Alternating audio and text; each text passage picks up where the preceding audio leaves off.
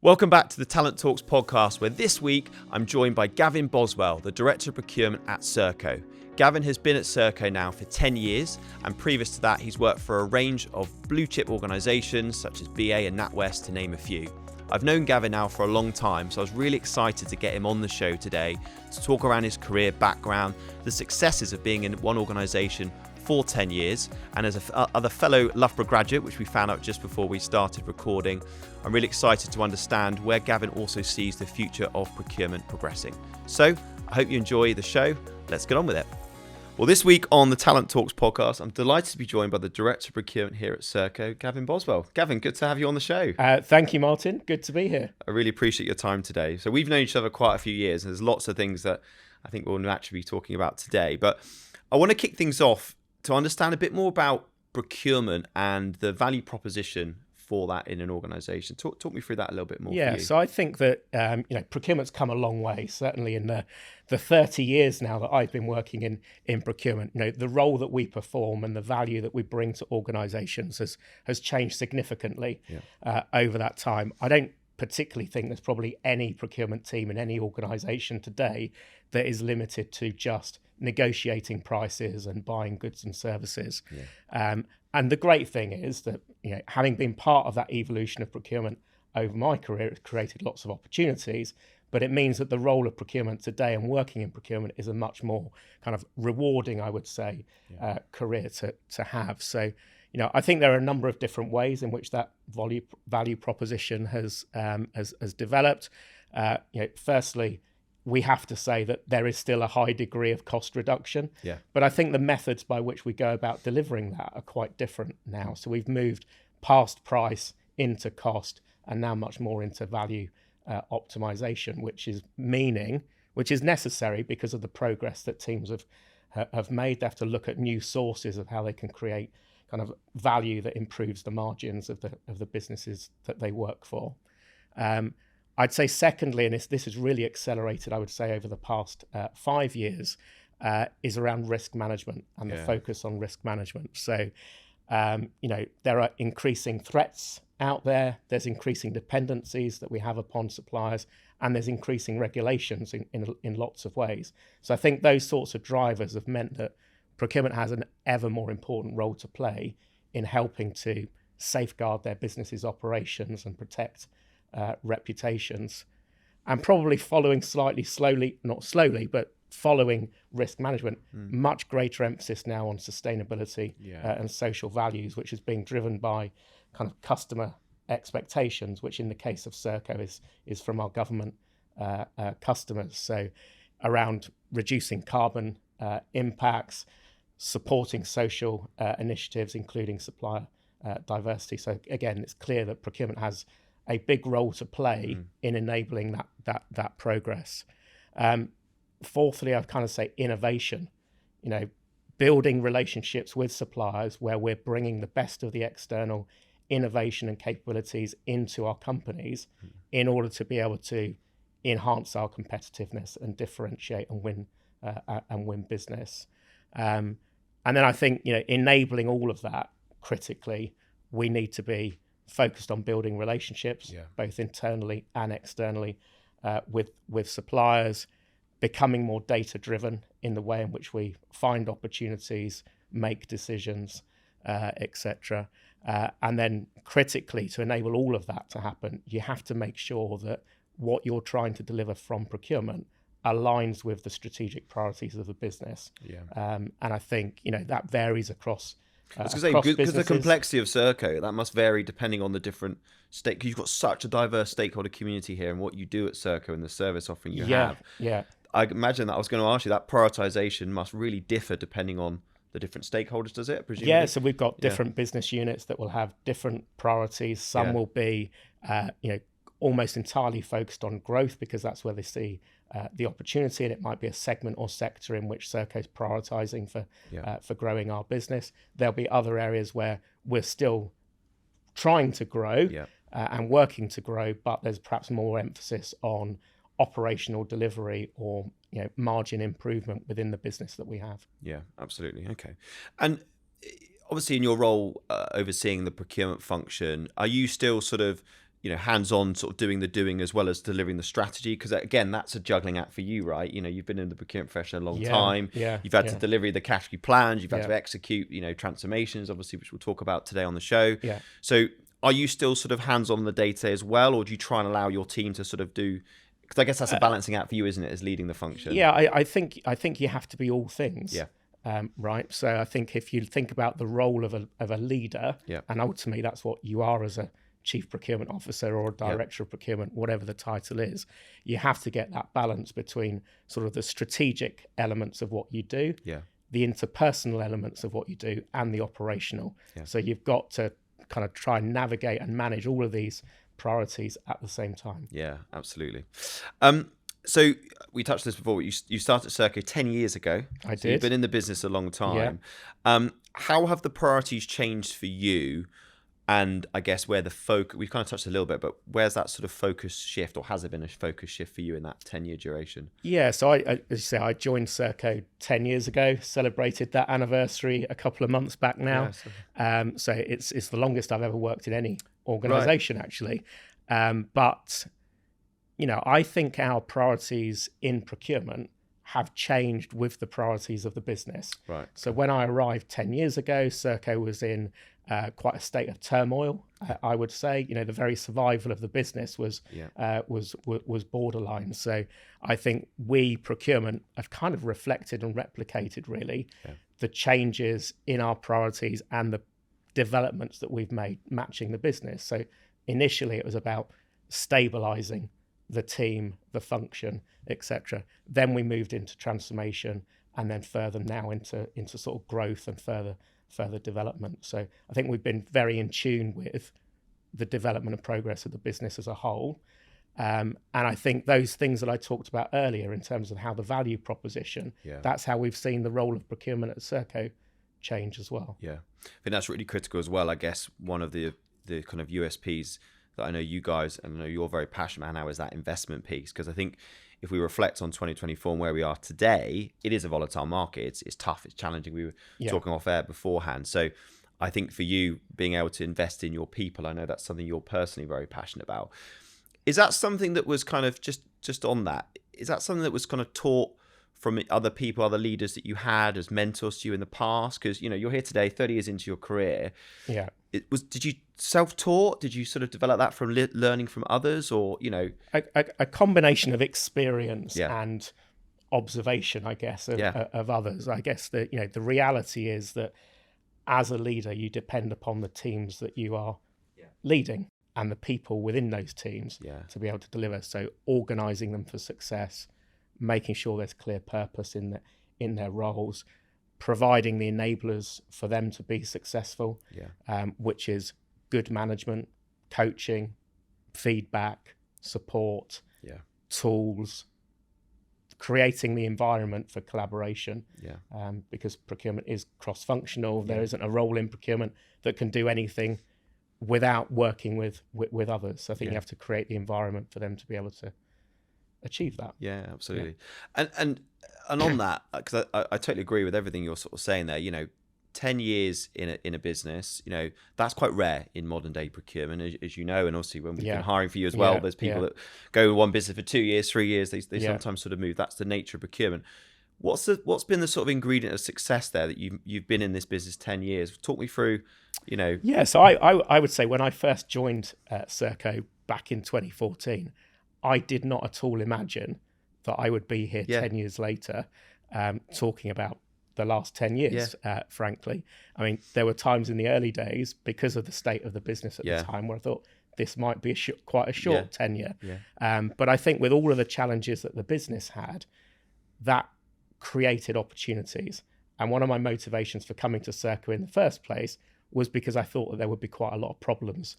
And because I thought where there are problems, that creates opportunities. Absolutely. And where there are opportunities, I can learn.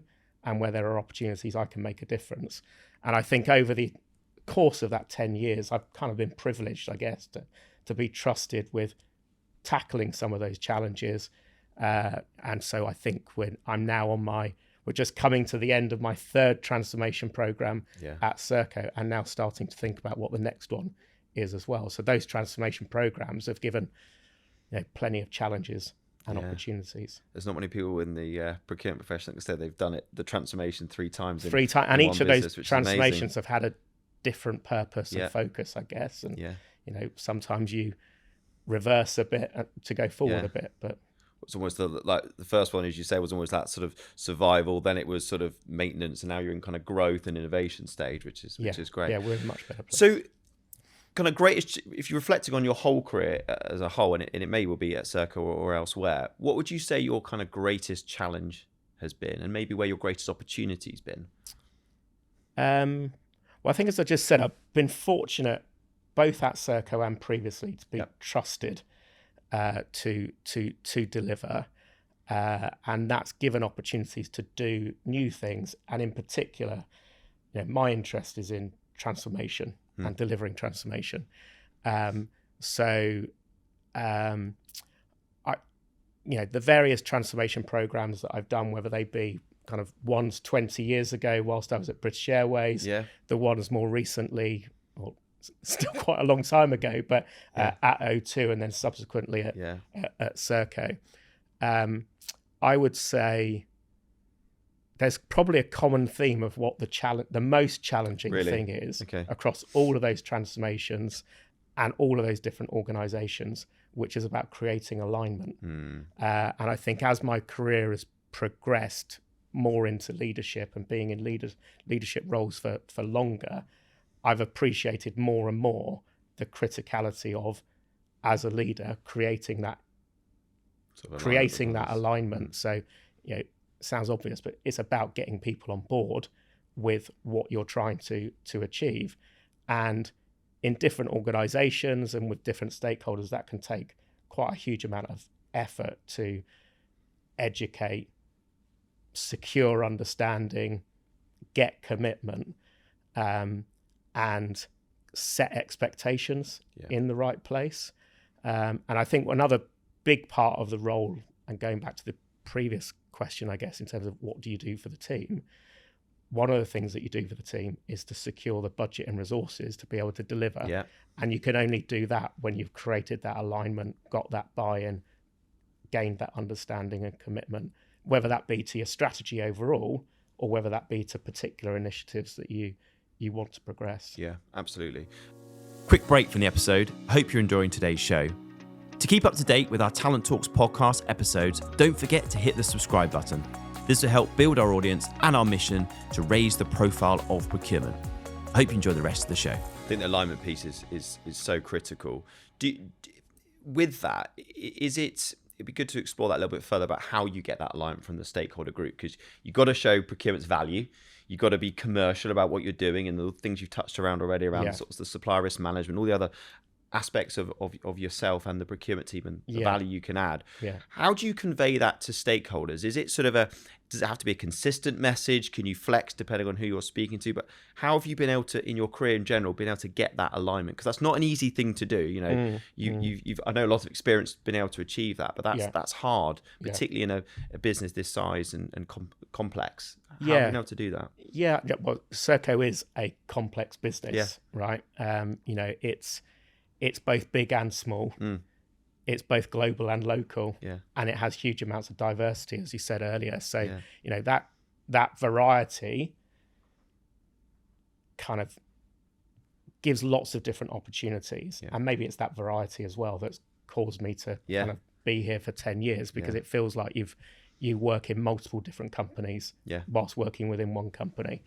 But it does create a big challenge in terms of, how do you get that alignment? How do you influence, and how do you, across quite a diverse group of stakeholders? So I think probably three things, I would say. Firstly, there's a mindset. And the mindset, I think, is one of being a business person who happens to work in procurement rather than a procurement person who works within a business. I think too often I hear, occasionally still so, well, this is what the business are doing. Right. And you have to kind of not see yourself detached from or different to the business. You are part of the business and you are the business. So first, I think, get that mindset right, because I think when you've got that as your starting point, your language is different in terms of how you try to connect with stakeholders. I think secondly is thinking about kind of the organisation and the capabilities that you want to have. So as you know, we invest in business partnering at Serco. So because of that diversity that we've got in the business, 5 years ago we created dedicated business partners who are aligned to the divisions and business units. So they have the time and opportunity to engage effectively with those with our stakeholders, with our business units, to make sure that we've got the right understanding. And then, frankly, there's a heap of actions that you need to take, right? So I think, taking the time and effort to understand the business and the stakeholders, who are they? How do they interact with each other? What are their interests and concerns?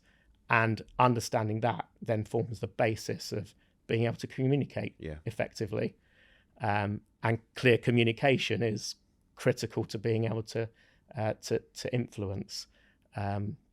I think then also, and again, this is where perhaps our business partnering approach has helped, because you need to build relationships with people. You need to understand the individuals. You need to build collaboration, get people on side, etc.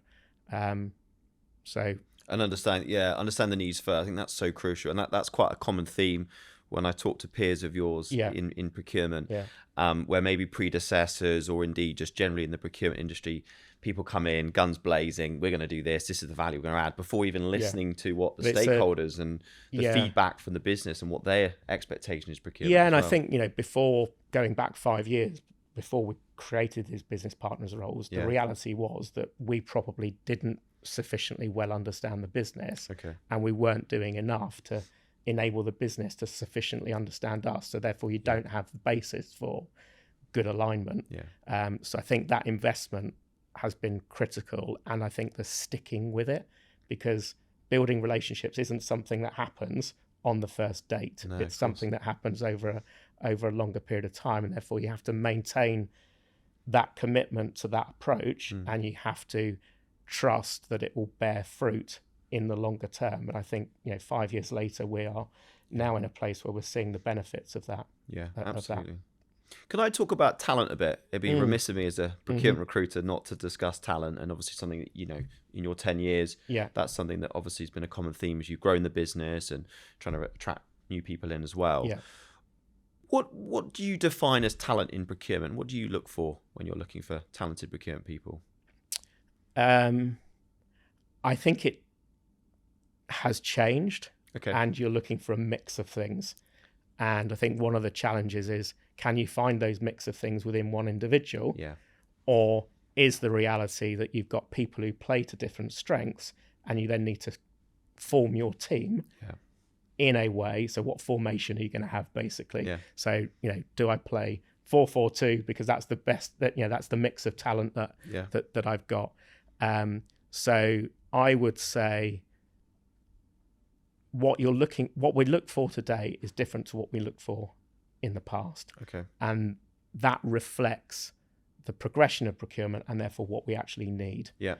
So I think the core procurement technical skills still remain important and are the basis, but they're not the differentiators. So you still need people that understand the procurement processes, understand how to negotiate, understand how to agree contracts, etc. You still need people to be able to do that stuff. But today, there's much greater emphasis, I would say, on curiosity, strategic thinking, relationship building, and being adaptable. So I think when we look for people today, yes, we expect the core base technical to be there. But what makes the difference in terms of why we choose who we choose and what we want to try and develop and enhance, it's much more around those sorts of skills. Pick up on the curiosity point, because I love that, and I totally agree. Explain that a bit more maybe to listeners around what you mean by sort of curiosity. that's obviously professional curiosity in the role, but yeah, talk me through. Yeah, well, I think it's that instinct or desire to want to go and find out more. So whether it be go find out more about the business, go find out more about your stakeholders, go find out and be curious about understanding your spend, your suppliers, your contracts. Be curious and want to go and find out more about what's going on in the market. And with that knowledge that you accumulate because of that curiosity, you've then got the opportunity to blend that into something that's quite impactful. Yeah, totally agree. No, I love that. The professional curiosity piece is so important. We look for that when we're interviewing and hiring ourselves. They've got to have an interest and an investment in it, and as you say, show proactivity around actually wanting to be in the profession. Yeah, and I think it's become more important because we are becoming or have become a more strategic and business enabling function and team, and that depends upon building knowledge, taking a much more data-driven approach to how we identify opportunities, how we make decisions, how we drive efficiency. Yeah.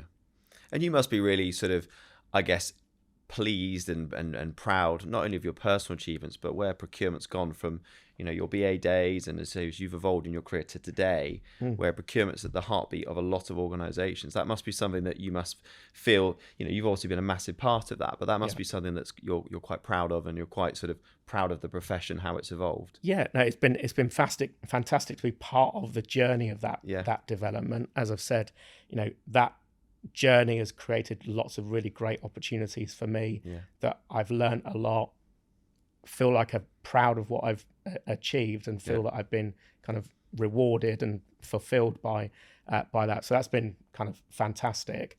And it is great to now see, procurement, wouldn't say we're necessarily always there all of the time, or not quite there completely yet. And it's just one of those that you never are going to be, I think. But from where we were to where we are, and the impacts that we make across a business in so many different ways, where you are valued and respected as effectively being an essential contributor of the overall success of a business in a much different way than when I started at NatWest. Yeah, absolutely. And is there one, and thinking back at your career, is there one, I don't know, light bulb moment or one big learn that you kind of go, do you know what, I won't do that again, or anything? You don't have to mention the specific business you were working at the time, or obviously the specific supplier or whatever, but just more broadly, has there been something in your career go, do you know, that's probably the biggest learn that I've had to date? Is there something particular that's... Well, probably the first light bulb was an unexpected one. Okay.